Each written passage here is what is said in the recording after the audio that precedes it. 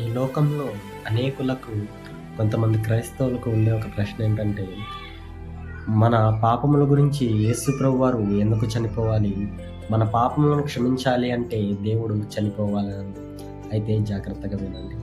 ఈ లోకంలో మనం చేసిన తప్పులను బట్టి మనకు శిక్ష విధించడానికి న్యాయస్థానాలు, చట్టాలు ఉంటాయి. వాటిని బట్టి మనం చేసిన తప్పులను బట్టి వారంటూ కొన్ని శిక్షలను మనకు విధిస్తారు. ఉదాహరణకు యావజ్జీవ కారాగార శిక్ష లేదా ఉరి శిక్ష. ఇలాంటివి ఈ లోకంలో ఉన్న చట్టాలు, న్యాయస్థానాలు మనకు విధిస్తాయి. అయితే దేవుడు కూడా మనుష్యులు చేసిన పాపములను బట్టి వారికంటూ కలిగే శిక్షను గురించి వివరించాడు. రోమా 6:28. పాపం వలన వచ్చే జీతము మరణము.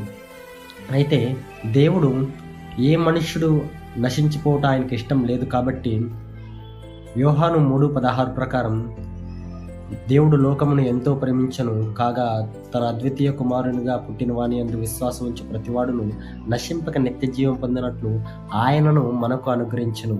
అంటే దేవుడు ఈ లోకాన్ని, అంటే ఈ లోకంలో ఉన్న మనుషులను ఎంతో ప్రేమించాడు కాబట్టి వారెవరూ నశించిపోవడం ఆయనకు ఇష్టం లేదు కాబట్టి ఆయనను మనకు అనుగ్రహించాడు.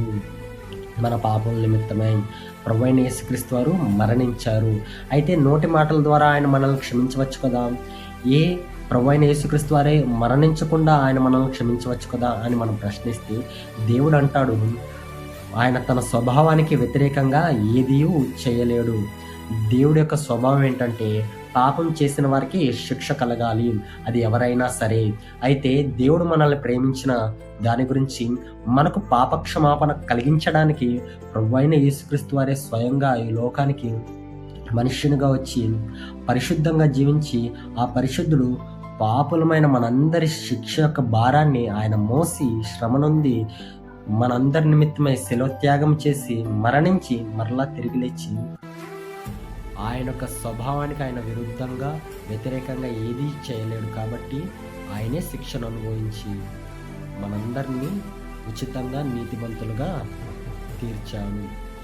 కాబట్టి దేవునికే మహిమ కలుగును గాక. ఆమేన్.